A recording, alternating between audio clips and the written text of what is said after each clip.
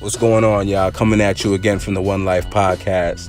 Here to break down my top 5 greatest soloists of all time. In my previous videos, I broke down the number 5 artist, which was Eminem. My number 4 artist, which was KRS. My number 3 artist, which was Common. My number 2 artist, which was Jay-Z. And the reason I wanted to discuss my top 5 greatest soloists of all time. And again, this is going to be the final installment. Obviously, this is going to be the number 1. So, there's nothing after that.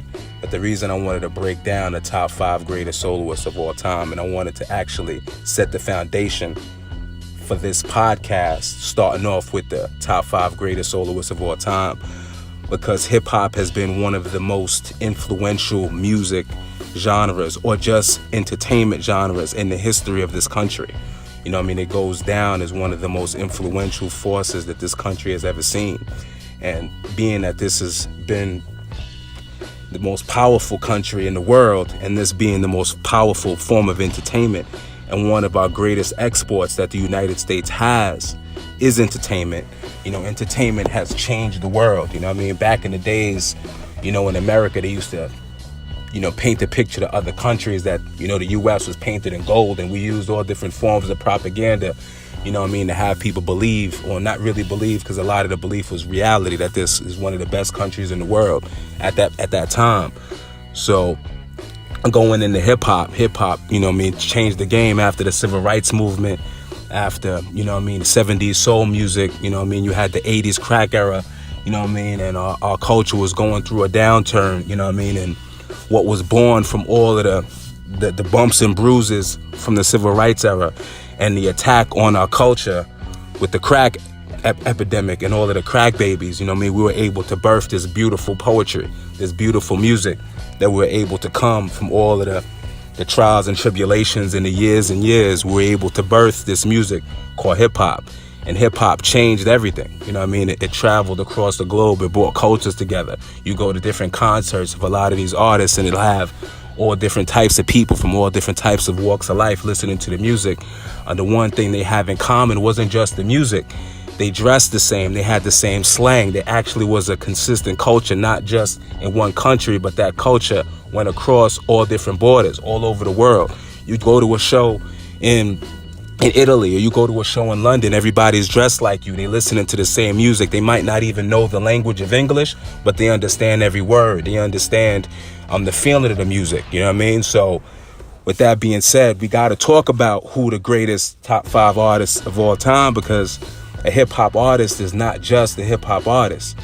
And in my opinion, a hip-hop artist is the greatest musical poet in history. With the amount of words and poetry and metaphors and stories that a hip-hop artist puts down on record, you can't really name me another genre that lays it down like that. You take like one verse from a great hip-hop artist, and his one long verse will probably account for like 5 songs on an R&B album or on a rock album, with how dense and how many words and metaphors that they're saying in one verse, especially if they rhyming fast like a Busta Rhymes or somebody like that, or Eminem, who's in my top 5. You can only imagine the amount of words that they have to fit into a verse. So with that being said, we gotta really, really show respect. A lot of times it wasn't really getting any respect because the perception of these men being either uneducated, being from poor urban communities, not really having, any money. They weren't able to get like instrumentation, so they had to, just make the best of what they had. They were sampling old music, piecing all these things together to create something new out of nothing. And that's art right there. You take all of the elements that you have in your environment and you create something with it. That's true organic art at its purest form. And I think that's why it had such a strong effect on culture. And a lot of times in this new hip hop era that we hear today, I don't want to bash none of the new artists or come at it in a negative way at all, because I want to embrace all different forms of hip hop and culture.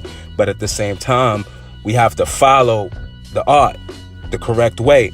And hip hop had an entertainment element, a street element, a conscious element. All of these different elements all put into one to present to the public.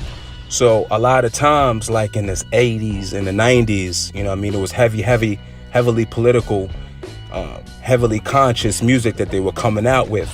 But it wasn't preachy by any means, It was just information, and it was things that the general public needed to know, and you couldn't turn on your news or this or find any of that information anywhere else. And they were kicking it to you in rhymes, and it was like shaping the culture all across the world, and it became the voice of a revolution in many different countries. So if you even go to many countries today, hip-hop still carries that. You go to India, you go to Cuba, and you see a lot of the artists carry that revolutionary vibe in them. You got Immortal Technique, you got a lot of different artists that understood that. And I think in today's art, that's being lost a little bit. I think we got to go back to that, even especially when we look at the climate globally. I'm not saying that dudes need to be preachy by any means, but they need to like really, be the voice of the times. We got the opioid epidemic. We got so many things. We got these dudes sipping lean all day, humming on songs and not really understanding the effects of how it's having on the youth. You know what I'm saying? So that being said, I wanted to go into who I consider the number one greatest hip-hop soloist of all time. And this artist had a lot of influence on what we call modern hip-hop today. You know what I mean? Been in the game for a very long time. The first time I heard this rap, I was a very, very young man at the time. I'm an 80s baby. So I was very young at the time. The first time I heard this rap, it was in 1991. Came out with a verse that shut the game down. Just with the potential and how a lot of the different veterans in hip hop at that time were able to project. And just by hearing his verse, and these being skillful artists at the time, everybody from Kool G Rap to KRS-One to Rakim, all co-signed this artist at the time and knew and projected that this man was going to be great. The verse was on Live at the Barbecue. Nas came out with that verse, and everybody kind of shut down and was like, whoa, who is this kid? His voice, the way he was kicking his metaphors, there was something mystical about the rhymes, something that was just different about it, and everybody kind of had a feeling that this man was going to come with something fire. And there was a lot of hype around it at the time, everybody was waiting to see what this dude was going to do. He followed it up at that time with some couple of other features and things leading up to this album. And then the album came out. A lot of it was leaked prior to the album, but it was an array of some of the greatest hip-hop producers of all time on this one LP, a short LP, a work of art. It kind of changed the game, the storytelling on this LP, everything. And it's hailed in many hip-hop circles as the greatest hip-hop album of all time. I'm not saying I agree or disagree. I understand why people believe it's the greatest hip-hop album of all time because of how it hit the game, the effects it had on hip-hop and how it kind of changed the style of a lot of artists at the time and bridged the gap between 80s hip-hop and 90s new wave hip-hop. A lot of people were rhyming in all different types of patterns. They were rhyming fast. They were rhyming like Das Effects, and they had the hickory dickory dock rhyming really fast. And Nas came to the game with this really melodic storytelling with metaphors at all different parts of his music, and really, really deep stories, and just a real mood bending album. Coming out with It Ain't Hard to Tell. And if you just listen to the lyrics on New York State of Mind and the remix fucking that he had with Q-Tip, that was just fire. So with that being said, Nas has to be on everybody's list if you really, really break it down, your number one hip-hop artist of all time. Then the man followed it up with It Was Written, which was an extremely creative album. You had that song where he was breaking down how he was a gun, and he was speaking of it he was the perspective of the weapon. And then he broke it down from the perspective of the man that was using the weapon. And just the whole way the song went from top to bottom was ridiculous. Then he had the classic song with Lauryn Hill. One of the greatest female soloists of all time. And one of Nas's biggest singles of his career. Where he had a great combination of being able to be commercial and conscious all at the same time. Had the catchy hook, the dope beat. Very, very successful single. You know what I mean? He had Black Girl Lost. He had a lot of thought-provoking and street music all on one album. You know what I mean? So he was able to really blend commercial, talking about music, you know what I mean, talking about the street, but still kind of keeping it conscious all at the same time. It was the perfect blend of commercial, conscious hip-hop with dense poetry all throughout the album. You know what I mean? All of the principles of what a hip-hop artist was supposed to be was all displayed on Nas's first 2 LPs. You know what I mean? Which is, to me, I'm more of a fan of It Was Written in Illmatic.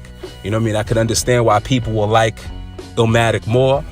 But, you know what I mean, Illmatic for me was only 9 songs. You know, it was a work of art, but it was written, you know what I mean, growing up. That was my album. And then he followed it up. He actually had a group album, The Firm, not too long after that, following up. You know what I mean? It was a decent album. I wouldn't call it a classic by any means. But, you know, you had standout songs like Phone Tap, you know what I mean, kind of bringing Dre back on the scene, because Dre was gone for a long time before that. You know what I mean? That was a fire single. You know what I mean? Had a couple of standout joints, you know what I mean? Came out with Foxy. Foxy was a part of the Firm crew. You know what I mean? Nas was one of the main artists that brought Foxy to the forefront. You know what I mean? A lot of artists, that's on my top 5, Jay-Z being one, you know, used her to propel his career, and kind of used a lot of Nas's style as well in the beginning stages to propel his career as well, which is why he's number 2 and Nas is number 1. But following that album was I Am, which was another dope album. Wasn't a classic, but it was dope. You know what I mean? Nas is like New York State of Mind Part 2, Ghetto Prisoners. It just had an array of just really dense, dope hip-hop records. And he was just carrying on tradition. At this time, when you go from 1991 to, I think it was, if I'm not mistaken, 99, that album came out. Or 90, let's just say 98 to be safe, you know what I mean? Because I know a lot of the music was leaked before I Am came out. So I Am was kind of already being leaked anywhere from 98, 90, 97, 98, all the way to 99. So from 91 to 99, Nas was the lyrical undisputed champion of the world at that time. Everybody was hailing him number 1. Jay-Z was coming out with albums saying, who's the best MC? Jay-Z, Biggie, and Nas. Jay-Z already passed away.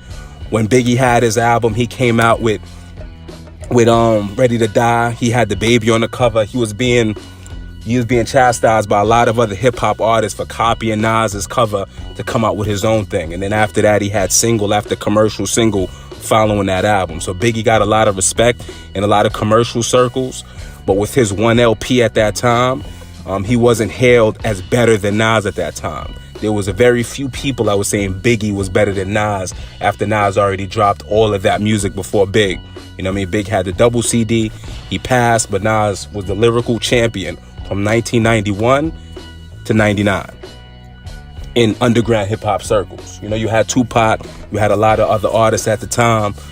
Pac was on his battling and insulting everybody at the time, but Pac wasn't looked at in many circles as a lyricist. He's a great artist, but I mean, as a top lyricist, to me, I wouldn't say he was better than anybody in my top 5. Maybe we could put him at number 6. So the next album on Nas' array of classics, which wasn't a classic, let me take that back, I'm sorry, was Nostradamus, which was Nas's worst album in his career. You know what I mean? Nostradamus, he had a lot of reasons for that. There was issues with his mother. There was different things that a lot of people in the hip-hop were saying at that time, which is why the album sounded like that. Had some cool singles. Nostradamus wasn't a bad single. You know what I mean? He had a couple other joints on there with Nation, and the joint with Ron Isley, which was a dope story. You know what I mean? Which was couple of cool songs. You know what I mean? Nas will always have a standout song even on a bad album. It was a bad album for Nas' standards. If you take another artist and give him all those same lyrics that was on Nostradamus, it'd probably be a dope album. But for Nas' standards that he laid down in that prior time, no. At that time, Nas kind of lost his status from 91 to 99 being undisputed. And that's when Jay-Z at that time kind of was snatching that crown. Jay-Z was already nipping at it right before that. You know what I mean? Right before that Nostradamus album came out. But it was officially over. Jay finally took that spot in 98, 99 after Nostradamus came out. You know what I mean? And shortly after, you know what I mean, Nas had some issues. Nas took a hit Jay-Z came out with the Blueprint, and there was a lot of underground insults back and forth going on before Nas's next LP. You know what I mean? Nas had some collaborative efforts, the QB Project. A lot of things was going on at that time. Then he followed it up, came back with Stillmatic. Nas was back in rare form with Stillmatic. He came back with a beautiful intro. You know what I mean? Woo, that intro on that album was nothing short of amazing. Then he had You're the Man. You know what I mean? Then he had Poison, and he just had an array of then he had the joint where he was rhyming in reverse. You know what I mean? Another one of the most creative hip-hop songs again. Came back with the storytelling, came back with the poetry. He was back, just like I said, back in full form. Like, damn, sounding better than ever, actually. Then he followed it up again right after that with another classic, which for me is the best collaboration of old and new music of any artist in hip-hop ever, which is Lost Tapes. It was a compilation record that was put together by himself and other members of his team, and that shit was ridiculous. It was a classic. The poetry on that record, on Lost Tapes, was nothing short of amazing. One of Nas's best projects ever. You could possibly put it right before that. If I was to put it in order, you know what I mean? I would say Illmatic, it was written, and then Lost Tapes came right after that. And then Stillmatic after that, after all of the albums I already named. Because that shit didn't make any sense. You know what I mean? When you go through some of the songs in that album, Drunk by Myself, you know what I mean, Blazer 50, like, yo, No Ideas Original. Like, there's songs on there was just out of this world. So then you would think that's all the artist would need. He came back again with Godson, which was another classic. You know what I mean? Came out with the joint I Can. You know what I mean? The joint for the kids. Again, coming with the conscious music, coming with the ridiculous intro. Everything on that album was hot from top to bottom. The joint about his mom's Dance, which is one of the craziest songs ever about a man's mother. You know what I mean? He passed, rest in peace to the God's mom, but the joint was crazy. I can't even listen to that joint. You know what I mean? This shit just touches a certain area. Pause. But right after that, I would say the next album, you know what I mean, was cool. You know, that album was alright. The next album was a double CD Nas came out with. Not right after that. You know what I mean? Nas came out with a double CD. It would have been better if it was a single CD. I wouldn't call that album a classic. I would say it's a dope album, but it definitely wasn't a classic. You know what I mean? It had a lot of standout joints on. They had that joint with Busta Rhymes. They were going back and forth on that album a little bit. But I definitely wouldn't call that album a classic. Dope album, not a classic. Then he followed it up again with another album right after that, which was the Nigga album. The Nigga album, I wouldn't call it a classic. I'm sorry, the Nigga album ain't come out. My bad, I take that back.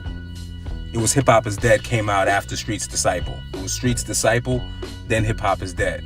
Hip Hop Is Dead was a very important album in hip hop because hip hop was really going through a phase at that time where it was actually sounding like it was dead.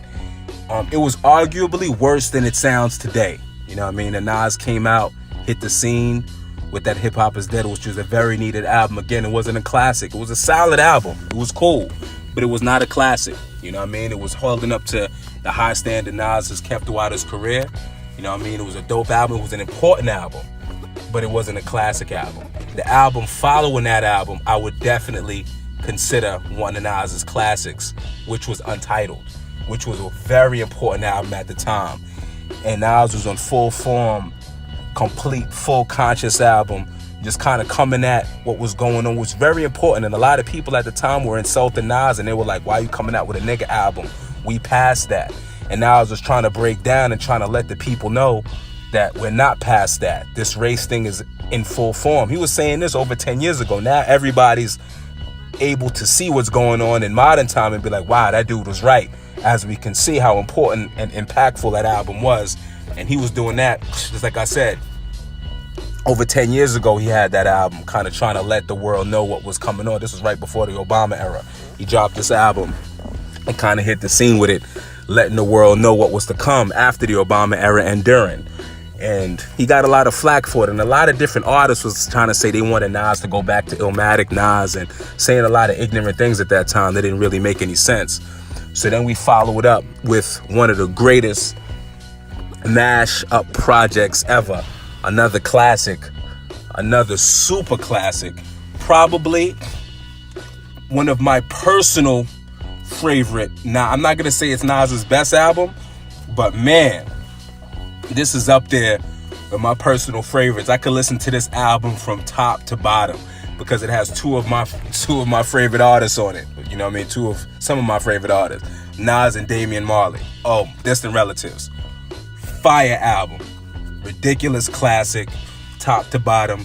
If you haven't heard that album, I'm not even going to name a standout song on it. It's just a standout project. Just go listen to it, top to bottom. Then he followed it up with the Nasir album. He followed it up with Life is Good, which was a classic as well. It sounded like the end of Nas's career. I could tell on that album that Nas, it sounded like the wrap up of everything. You know what I mean? It was a real grown up album. You know what I mean? One of the first grown up albums in this long line of, you know, a lot of these veteran artists like Jay-Z doing the 4/4 album and these artists and T.I. and these artists kind of trying to grow up on this album. Nas kind of did that first in that group of artists in 2012 with Life is Good, which was a fire classic album as well. So Nas kind of ended it with a classic. I wouldn't necessarily call Nasir an album. I think he just did a quick collaborative effort with Kanye. It was a decent project. I wouldn't call it whack. Wouldn't call it great or good, but it was decent. It wasn't whack. It didn't show like a huge fall off from Nas. But when you look at his body of work from top to bottom, and you take all these different projects, I didn't even have time to go through all of the features and everything else he was doing around the time of all of these albums as well. Because he wasn't just dropping his own albums, he was doing features and all of these different things. And Nas is still active today. You know what I mean? He was in the mogul world.